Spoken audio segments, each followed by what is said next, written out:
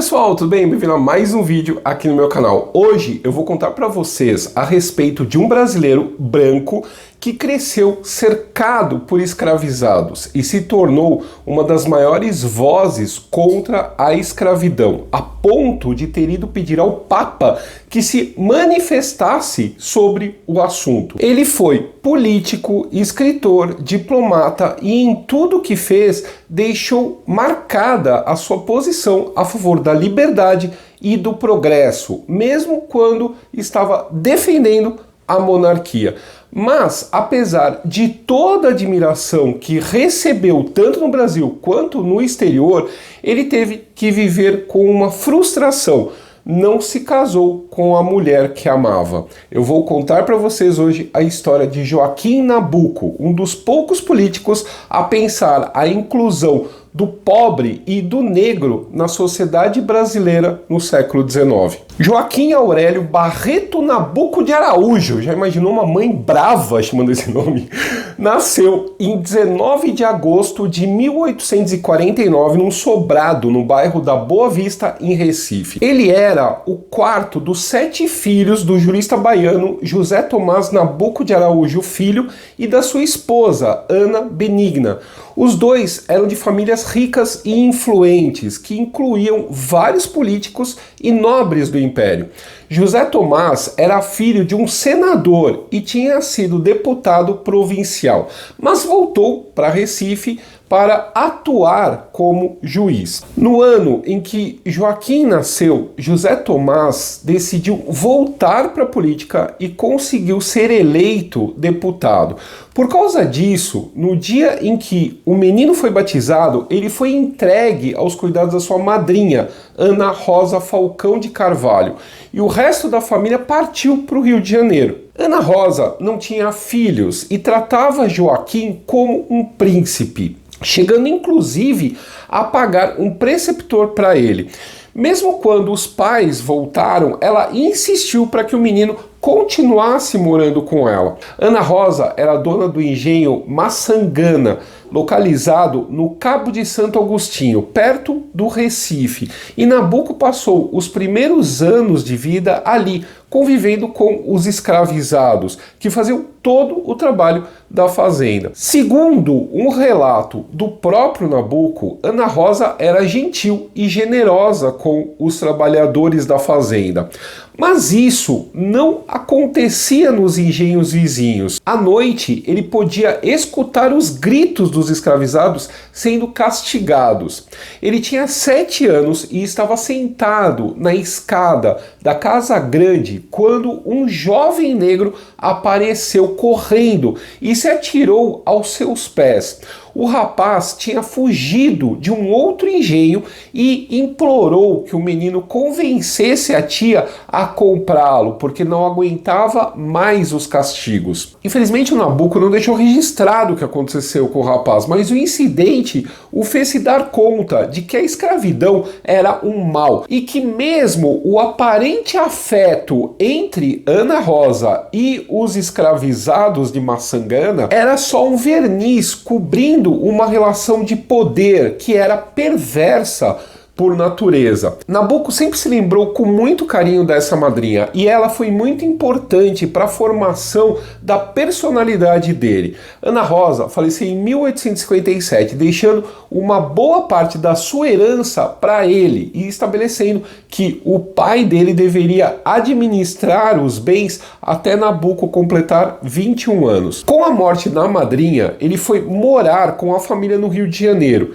Deve ter sido muito estranho, ele estava acostumado a ser uma criança mimada, era a única criança da fazenda, e agora ele tinha que conviver com os seus outros irmãos.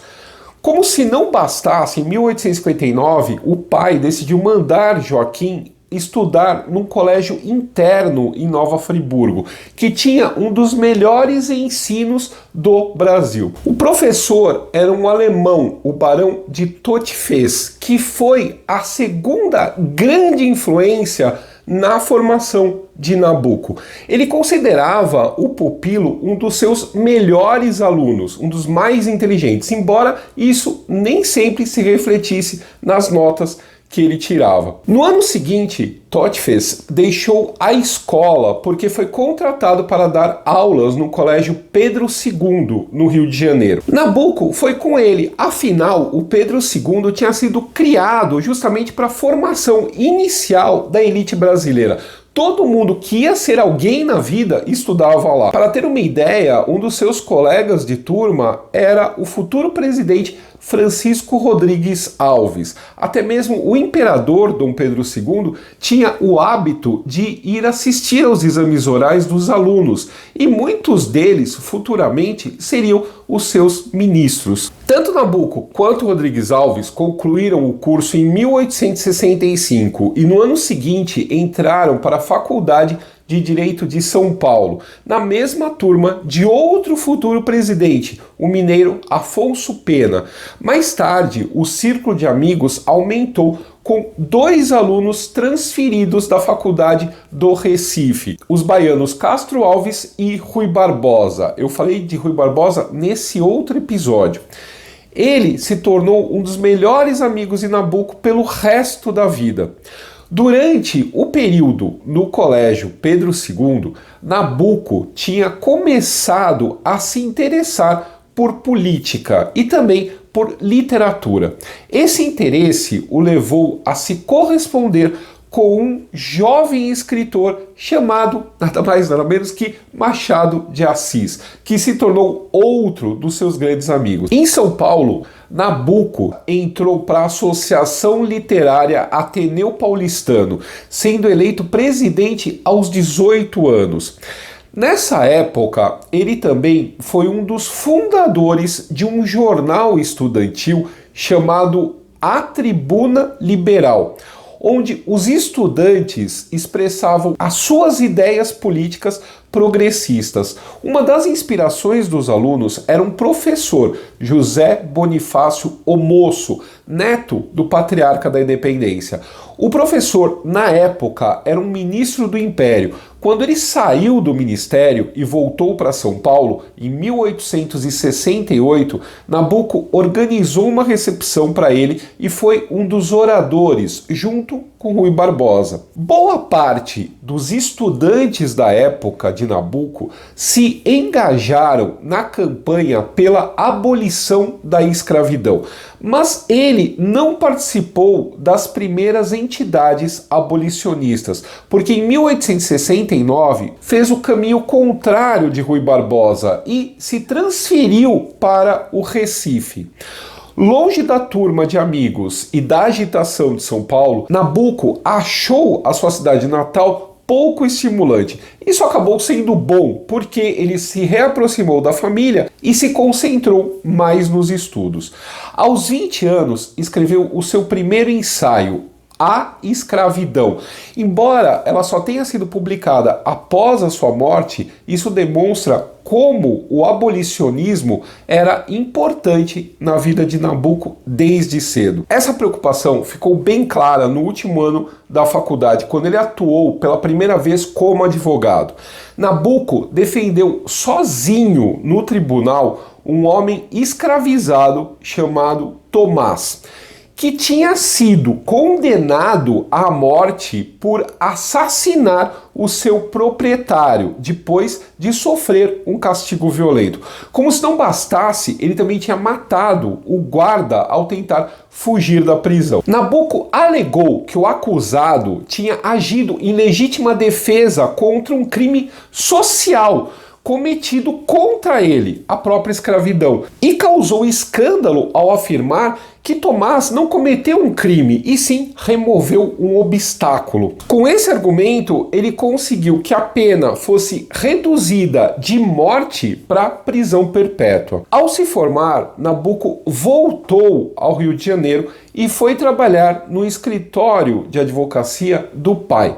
Mas ele não gostou muito, porque se interessava mesmo por escrever. Ele começou a colaborar com o jornal liberal A Reforma, onde falava sobre a escravidão e em defesa da monarquia. Em 1872, Nabucco publicou o seu primeiro livro, muito menos polêmico, sobre um assunto que lhe interessava: Camões e os Lusíadas. Tem um episódio aqui só sobre o Camões. Nessa época, ele recebeu a herança que a sua madrinha, Ana Rosa, tinha deixado. Então, ele decidiu voltar para o Recife, vender algumas propriedades e usar o dinheiro para viajar. Nabucco embarcou para a França a bordo do vapor Chimborazo, onde encontrou uma conhecida de infância, Eufrásia Teixeira Leite. Tem uma live aqui no canal só sobre ela. Eufrásia pertencia a uma família de cafeicultores de Vassouras, no interior do Rio de Janeiro. Quando os pais morreram, ela e a irmã se tornaram as únicas herdeiras de uma fortuna. Além de milionária, Eufrásia era bonita, culta e independente. Por isso, não estava nem um pouco interessada na pressão da família para que ela se casasse com um primo. Em vez disso, ela resolveu pegar a irmã e se mudar para Paris. Só que ela não esperava se reencontrar com Nabucco no caminho. Ele era bom de conversa, alto e bonito, tanto que os amigos o chamavam de Quincas, o Belo. A paixão entre os dois foi fulminante e, ao descerem do navio, eles estavam noivos. A família de Nabucco não podia ter ficado mais feliz com a escolha do moço. A moça era riquíssima, tinha tanto status quanto eles e era de boa família. Eufrásia era dona do próprio nariz e não precisava de ninguém para dar a mão dela em casamento. Tanto que ela só comunicou a decisão aos seus parentes, que não ficaram nada contentes. Um tio dela até enviou uma carta de protesto, porque só faltava um liberal e abolicionista se casar com uma descendente de barões de café. Mas foi só isso, ele não tinha poder nenhum sobre ela, ele podia reclamar o quanto quisesse. Enquanto os pais de Nabucco se apressavam para enviar os documentos necessários para celebrar a união dos dois, os apaixonados desfrutavam do noivado em Paris, sem ninguém para perturbar eles, exceto eles mesmos. O temperamento dos dois não era nada fácil, tanto que 4 meses depois do noivado, eles decidiram terminar tudo. Pouco tempo depois, eles estavam juntos de novo. E esse ata e desata continuou mesmo depois do Nabucco voltar para o Brasil, com os dois trocando cartas amorosas durante o longo período em que eles ficaram separados. Diz a lenda que as cartas de Nabucco para Eufrásia foram enterradas com ela a seu pedido. As que ela enviou ficaram no arquivo dele e dão indícios de uma intimidade que, vamos dizer assim, para o século XIX não era muito habitual. O romance só acabou definitivamente em 1886, depois de 13 anos, mas os dois continuaram se correspondendo por mais algum tempo, até que Eufrásia tentou emprestar dinheiro para Nabucco num momento difícil financeiramente para ele. E ele se ofendeu e parou de responder. Mesmo com esse final turbulento, se acredita que ela foi o grande amor da vida dele. O período na Europa rendeu a Nabucco muitos contatos que valeram a ele a sua primeira nomeação para um cargo público. Em 1876, ele se tornou adido da Embaixada Brasileira em Washington.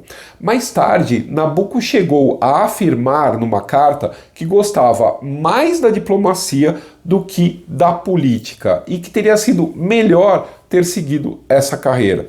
Nos Estados Unidos, ele foi morar em Nova York e se familiarizou com a política e a cultura local, além de aproveitar para escrever. Ele chegou a conhecer o presidente Ulysses Grant, que ficou muito famoso como general da Guerra de Secessão norte-americana. Tem um vídeo sobre a Guerra de Secessão aqui no canal. No ano seguinte, Nabucco foi transferido para a embaixada em Londres, mais perto de Eufrásia. E essa carreira diplomática poderia ter continuado por um bom tempo se ele não recebesse uma péssima notícia: o falecimento do seu pai em março de 1878. Nabuco admirava tanto o pai que mais tarde escreveu uma biografia dele, um estadista do Império. Talvez por causa disso acabou decidindo voltar para o Brasil e seguir os passos do pai, entrando para a política. Ele se candidatou a deputado em Pernambuco pelo Partido Liberal e conseguiu ser eleito. Nabuco foi um parlamentar muito ativo, discursando em praticamente todas as sessões do seu mandato. Essa atuação vigorosa valeu a ele o apelido de Leão do Norte, que não por acaso também é o apelido do estado de Pernambuco. O trabalho parlamentar de Nabuco nessa época foi focado em dois temas. O primeiro foi a questão religiosa, um conflito que estava acontecendo na década de 1870, opondo o imperador e a Igreja Católica. O Brasil era oficialmente um país católico durante o Império, mas o imperador tinha autoridade para declarar quais determinações da Igreja eram ou não válidas no território nacional. Isso se transformou em crise quando um padre foi punido por sua participação na maçonaria, porque a Igreja Católica condenava as sociedades secretas. Acontece que essa norma nunca recebeu o beneplácito, ou seja, o imperador não permitiu que ela fosse aplicada no Brasil, o que levou a uma queda de braço entre alguns bispos e o Estado brasileiro. Deputados como Nabuco e Rui Barbosa defendiam no parlamento uma saída simples. Era só separar a Igreja do Estado, com o Brasil passando a ser um país laico e a liberdade religiosa sendo garantida a todos em igualdade. A outra questão a que Nabuco se dedicava era a mesma que já o preocupava desde cedo: o fim da escravidão. Diferente de outros líderes abolicionistas da classe alta, ele não achava que era só dar a liberdade e depois esquecer que os negros existiam. Para ele, a abolição era só o primeiro passo para criar uma sociedade mais igualitária, que integrasse não só o ex-escravizado, mas todas as pessoas pobres por meio de reformas econômicas, incentivo à educação e à ciência e também uma reforma agrária que garantisse o acesso à terra. Provavelmente hoje ele seria considerado um comunista monarquista, algo do gênero. Em 1879, o Nabuco chegou a propor um projeto de lei que determinava a abolição gradual ao longo de 10 anos, mas a proposta foi rejeitada quando o gabinete foi substituído por um liderado por um escravocrata. Isso levou à convocação de novas eleições em que Nabuco e a maioria dos outros abolicionistas foram derrotados. Acontece que a atuação dele pela abolição não se reduzia ao parlamento. Em 1880, ele se juntou a dois ativistas negros, André Rebouças e José do Patrocínio, para criar a Sociedade Brasileira contra a Escravidão. Nabuco se tornou o editor e principal redator do jornal dessa organização, O Abolicionista, no qual apontava o escravagismo como principal culpado pelo atraso industrial e econômico do Brasil. Mais tarde, Nabuco se tornou membro da organização inglesa que inspirou a criação da sociedade, o Anti-Slavery Society. Quando seu mandato terminou, ele resolveu se mudar para a Inglaterra, onde passou 2 anos trabalhando como consultor jurídico para empresas que tinham negócios no Brasil e como correspondente de jornais do Rio de Janeiro. Nesse período, ele escreveu um dos seus principais livros, O Abolicionismo, publicado no Brasil em 1883. Nabuco decidiu voltar a se candidatar a deputado outra vez em 1884, quando o movimento abolicionista estava ganhando força. Tanto que o Ceará se tornou a primeira província a acabar com a escravidão em 25 de março daquele ano, e outras seguiram esse exemplo. Numa época em que as eleições eram praticamente decididas por quem estava no poder, ele fez uma das primeiras campanhas modernas, apelando para a opinião pública e fazendo comícios em que defendia a abolição. Só que os poderosos não ficaram nada felizes e a eleição acabou anulada por fraude. Os adversários também recorreram à violência contra a campanha, o que causou 2 mortes. Na nova eleição, Nabuco se elegeu com uma margem confortável, mas os oponentes conseguiram anular a candidatura dele. O Leão do Norte não desistiu e se candidatou por outro distrito, foi eleito de novo e dessa vez conseguiu tomar posse. Na Câmara, ele continuou lutando não só contra a escravidão, mas também a favor de um regime federativo que desse mais autonomia às províncias. Mas o padrão não mudou, o governo caiu, ele perdeu as eleições e voltou a se dedicar à escrita, publicando vários panfletos críticos da atuação da monarquia. Não que ele tivesse mudado de ideia e ficado contra essa forma de governo, mas ele enxergava a necessidade de reformas que iam além de acabar com a escravidão. Logo, Nabuco estava de volta ao parlamento e tão aguerrido quanto antes, se tornando líder da bancada pró-abolicionista. Ele chegou a ter uma audiência com o Papa Leão XIII para pedir a ele a condenação oficial da escravidão. O Papa concordou e lançou uma encíclica in plurimis, que convocou os bispos brasileiros a apoiar a causa da abolição. Só que nem deu tempo da notícia chegar ao Brasil. A encíclica foi publicada em 5 de maio de 1888, 8 dias antes da assinatura da Lei Áurea. Nabuco tinha sido um dos principais incentivadores da lei e, alguns dias depois, foi pessoalmente ao Paço cumprimentar a princesa Isabel.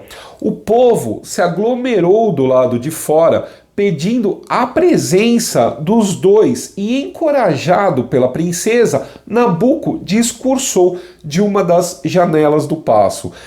Esse momento de glória lhe valeu uma indicação para receber o título de visconde, que ele recusou, porque não acreditava que essa honra tivesse muito valor. O que ele decidiu fazer foi casar, não com a Eufrásia, o amor da sua vida, mas com uma moça mais convencional, Evelina Torres Soares Ribeiro. Ela era filha do barão de Inoã, um proprietário rural do Rio de Janeiro. Nabuco já tinha 39 anos quando o casamento ocorreu em abril de 1889.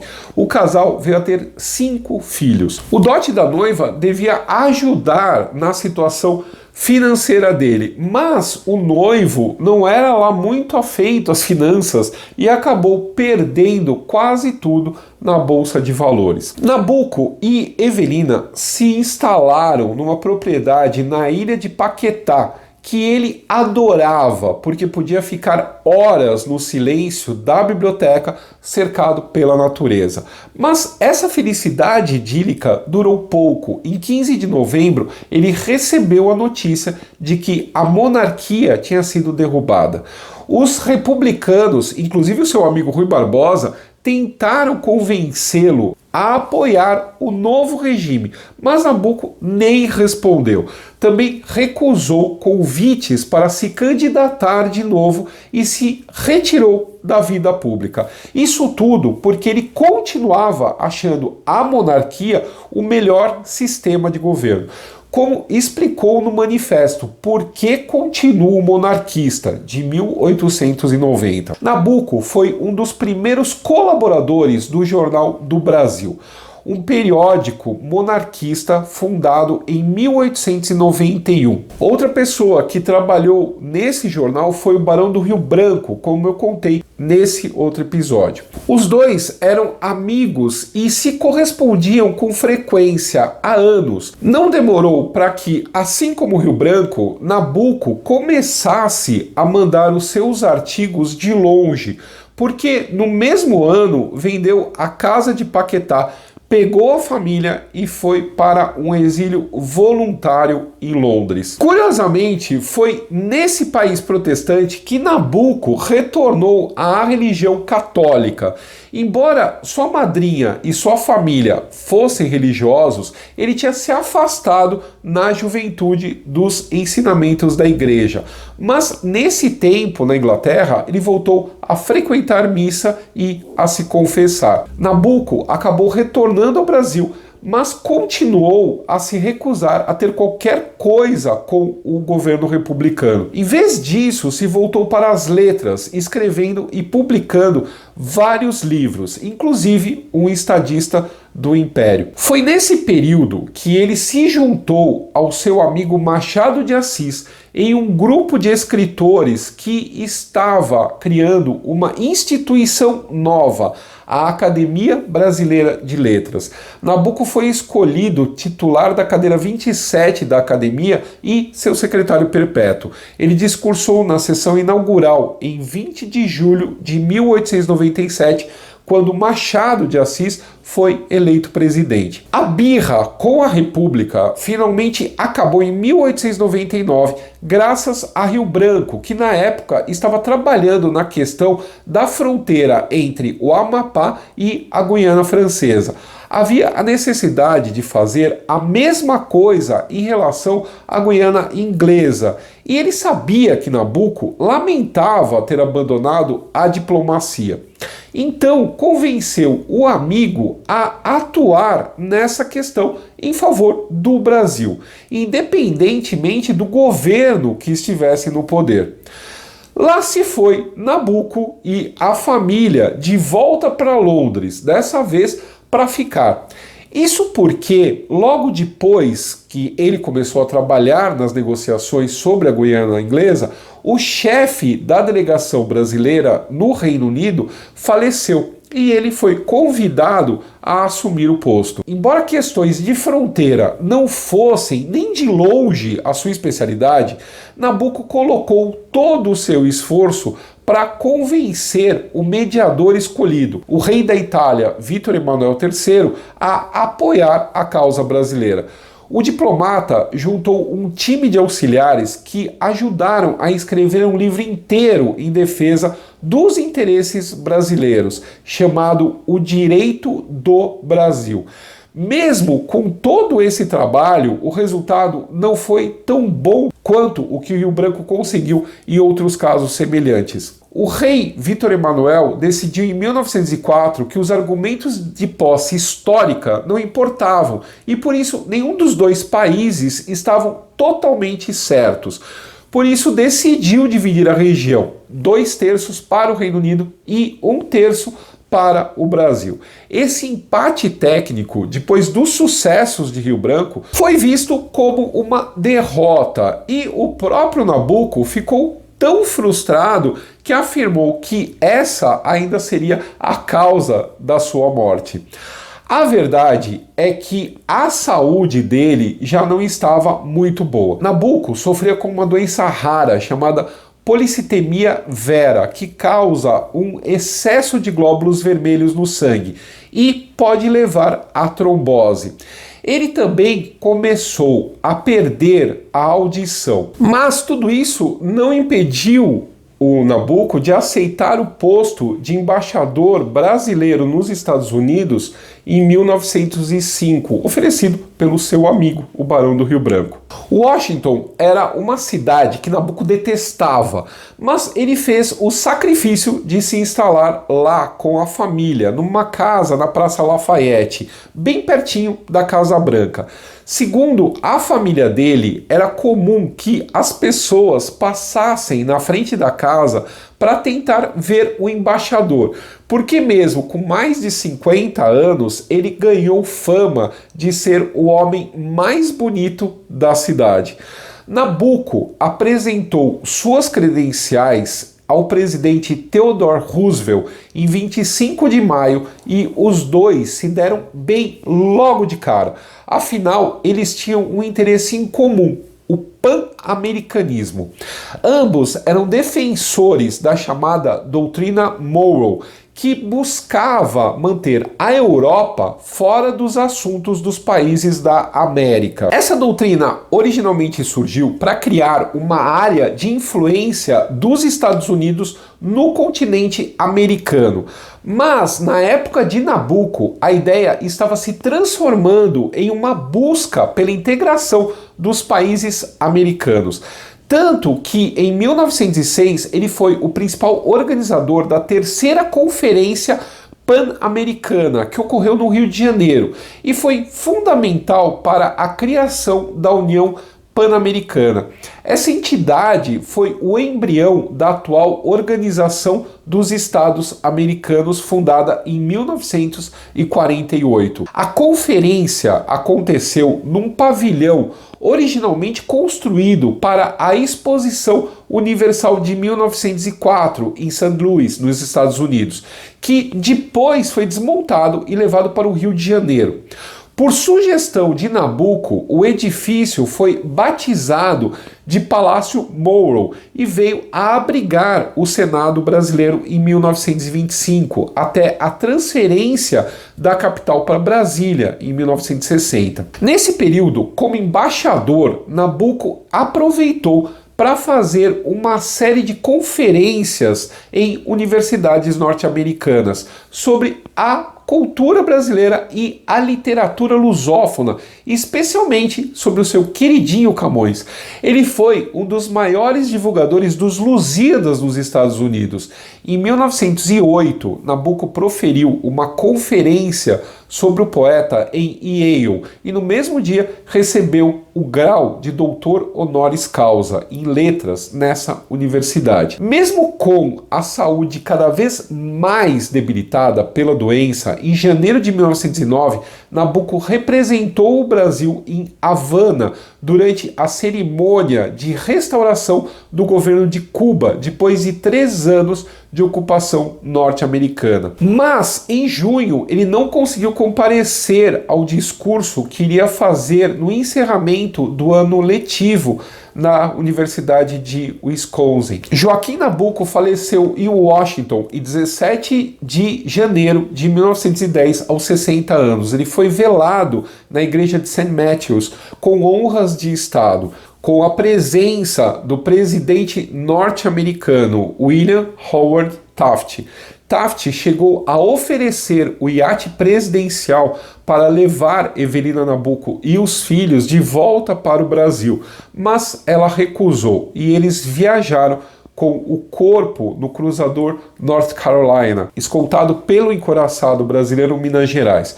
No Rio de Janeiro, o velório aconteceu no Palácio Monroe, antes que o corpo fosse levado para o Recife, onde está sepultado no cemitério de Santo Amaro.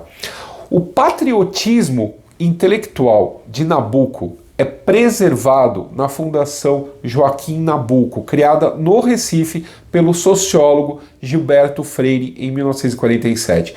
O objetivo principal da instituição é realizar estudos no campo das ciências sociais, mas ela também abriga obras e a biblioteca pessoal do patrono, incluindo as cartas de Eufrásia para ele. Também é a fundação quem administra o engenho Maçangana, onde Nabucco cresceu e que hoje é um centro cultural dedicado à abolição.